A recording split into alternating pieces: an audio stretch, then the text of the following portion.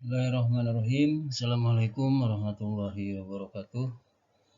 Perkenalkan, nama saya Sarah Effendi SPD SD, calon guru penggerak angkatan 6 dari SD Negeri Pasir Muncang 1, Kecamatan Panyingkiran, Kabupaten Majalengka, Provinsi Jawa Barat.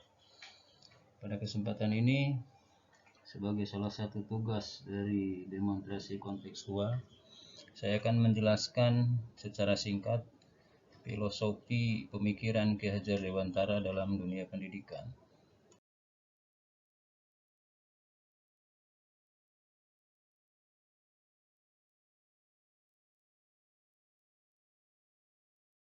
Sebelum lebih lanjut, saya menjelaskan mengenai filosofi pemikiran Ki Hajar Dewantara.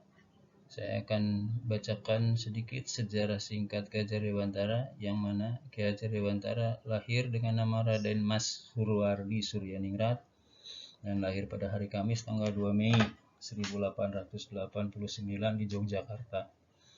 Beliau adalah berasal dari keluarga bangsawan. Ayahnya adalah Kanjeng Pangeran Arya Suryadiningrat dan ibunya bernama Raden Ayu Sandia. Ayahnya sendiri merupakan anak dari Paku Alam III. Kemudian pada masa kecil, beliau dijuluki Den Mas Jemlung buncit karena pada waktu bayi beliau perutnya buncit. Menjadi keluarga bangsawan membuatnya mendapatkan pendidikan yang berkecukupan. Kemudian beliau bersekolah di ELS, sekolah dasar milik Belanda di Kampung Bintaran, Yogyakarta. Dan setelah lulus, beliau melanjutkan sekolahnya ke Quick School, sebuah sekolah guru di Yogyakarta. Ki Hajar Dewantara pun mendapat tawaran beasiswa sekolah kedokteran, tepatnya di Sekolah Dokter Jawa di Jakarta bernama Stovia. Sayangnya 4 bulan kemudian beasiswanya dicabut karena Ki Hajar Dewantara sakit.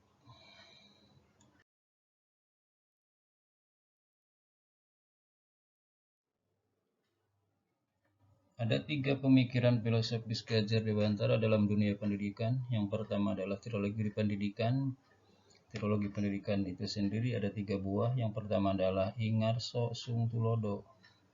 Di sini berarti bahwa guru itu harus menjadi tauladan bagi dirinya sendiri, kemudian tauladan bagi peserta didik atau anak-anak didik, kemudian menjadi tauladan bagi rekan sejawatnya dan menjadi tauladan bagi masyarakat.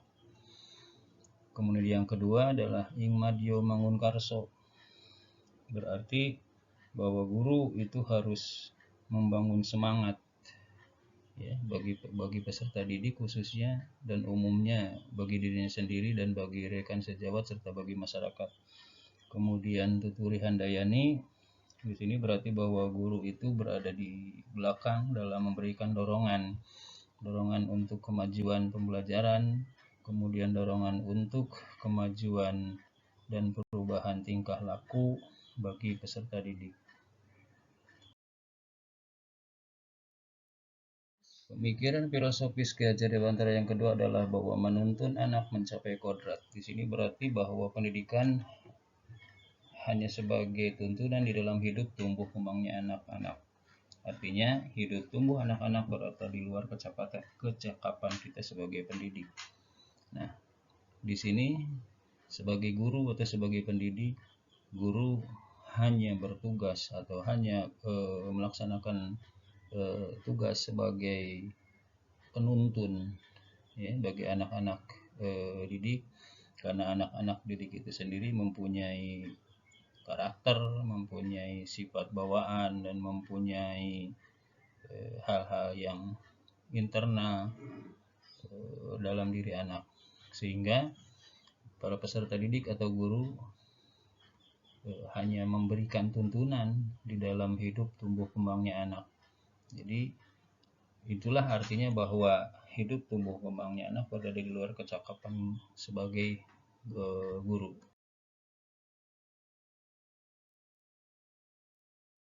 Pembelajaran berpusat pada anak. Pembelajaran berpusat pada anak ini merupakan pemikiran filosofis Ki Hajar Dewantara dalam dunia pendidikan yang ketiga. Ya, jadi pembelajaran itu harus berpusat pada anak, bukan berpusat pada guru. Karena munculnya kesadaran dan motivasi anak untuk belajar itu didorong oleh perasaan aman, nyaman, bahagia, berharga, dan dihargai, serta dicintai sehingga kebutuhan anak terpenuhi.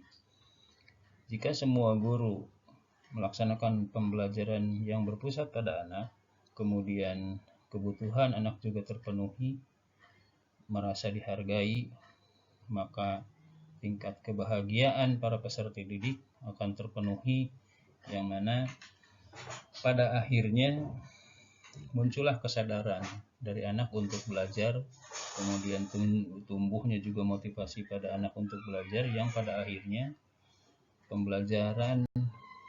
tujuan pembelajaran itu sendiri akan tercapai. Pemikiran filosofis yang keempat adalah budi pekerti.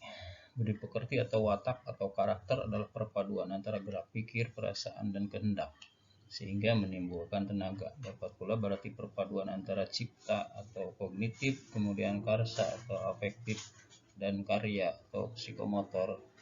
Jadi dalam hal ini proses pembelajaran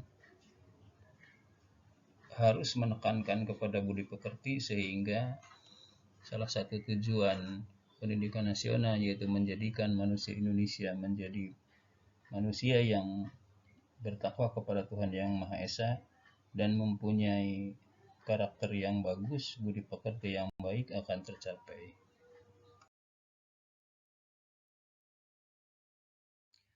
Pemikiran filosofis Ki Hajar Dewantara ini diharapkan dapat merubah pola pikir kita sebagai pendidik untuk berpikir dan bertindak secara kreatif dalam proses pembelajaran, sehingga tingkat kebahagiaan anak dapat meningkat, dan tujuan pembelajaran yang meliputi perubahan tingkah laku dan perubahan ilmu pengetahuan berjalan dengan baik.